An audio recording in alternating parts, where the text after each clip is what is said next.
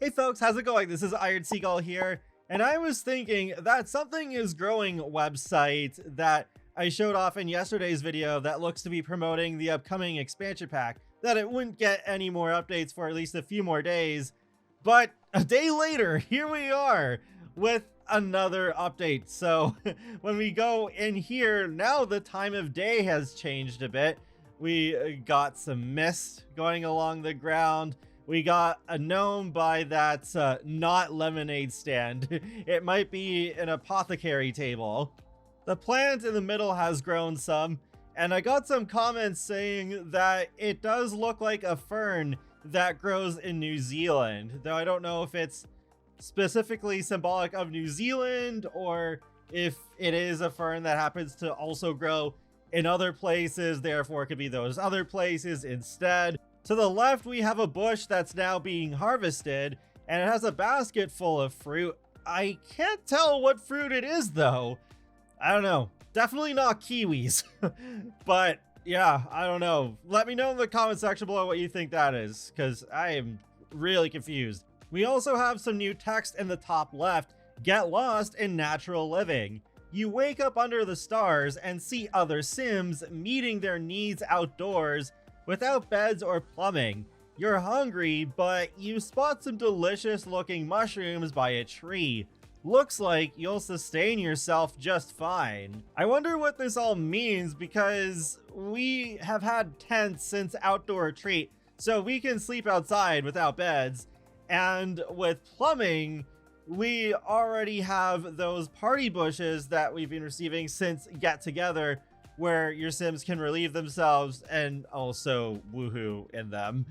And there's the outhouse that we're getting with the upcoming event. I imagine we'll have a different style of outhouse in this upcoming expansion pack, but then it's not really that big a deal because we're getting it in the event first. Then with cottage living, we can already forage for mushrooms, so that's not new either. It does make me concerned that there's going to be even more recycling of features that we already have than what typically happens, and not in the eco lifestyle recycling sort of way. And I was already worried about whenever they would bring back fairies, because I just feel like they would be spellcasters with wings, that they would just be so similar and not really provide much that feels new other than having some really cute aesthetics. With the fairies in The Sims 3 Supernatural, my favorite part of them was actually the customizable wings. Those were really cool, so hopefully at least that feature returns. That's not the only thing I wanted to talk about today, though. It appears that we're going to be getting a new feature in the base game called Dreams that will also integrate with DLC in the future. It started with this tweet from modder Low Poly Pancake. Has anybody seen anything in game about this feature called Dreams? It's not part of wants, fears, or whims. It was added in the latest patch. There's some lines of code here talking about doing dream quests and receiving rewards, but today Lunar Brittany has posted some tweets talking about a lot more details about how all of this works.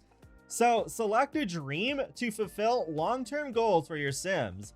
Family farm, guide your family through a nature aspiration, leveling up gardening skill, and raising another generation to take over. Another example is friendly neighbor, befriend your neighbors, grow your home, and become the best party host. Successful Sims, complete any aspiration, master a career, and grow the family.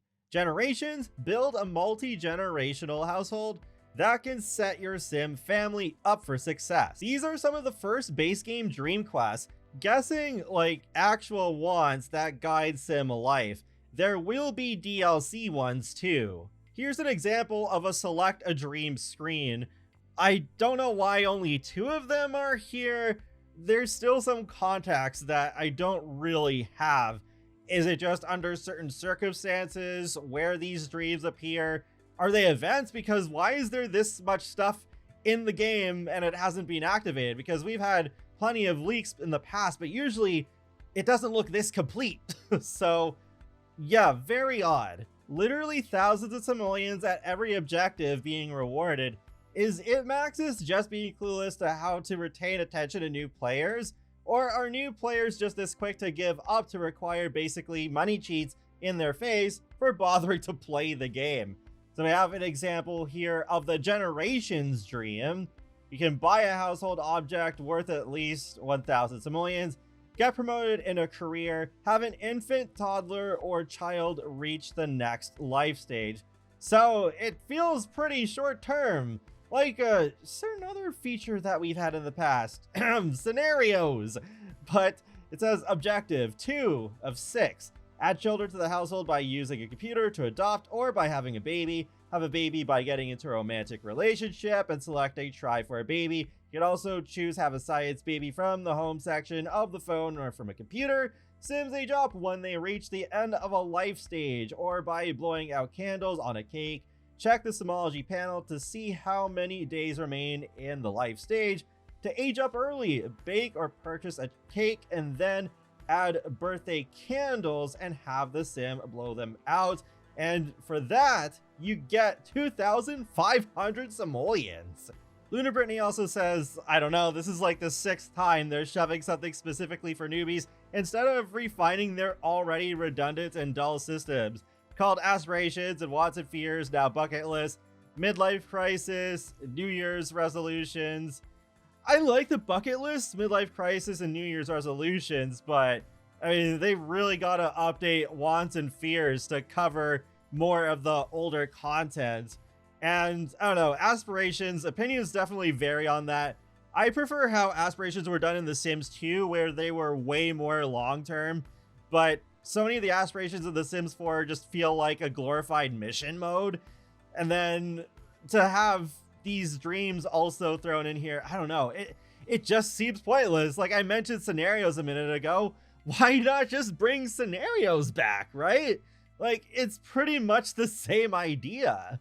I wonder if these will also end up like scenarios in the same way that they get abandoned after a while. It's just so funny as a longtime simmer following how The Sims 4 has unfolded, where there are some things that are kept up to date decently, like milestones and bucket lists.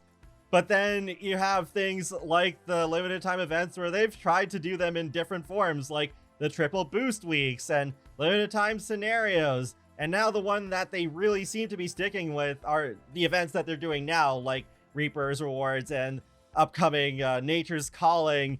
But then you have things like Sentiments, where they have added some to packs that came out after Snowy Escape. And then they only updated them for Spa Day because the Spa Day refresh happened to take place after that pre-Snowy Escape update.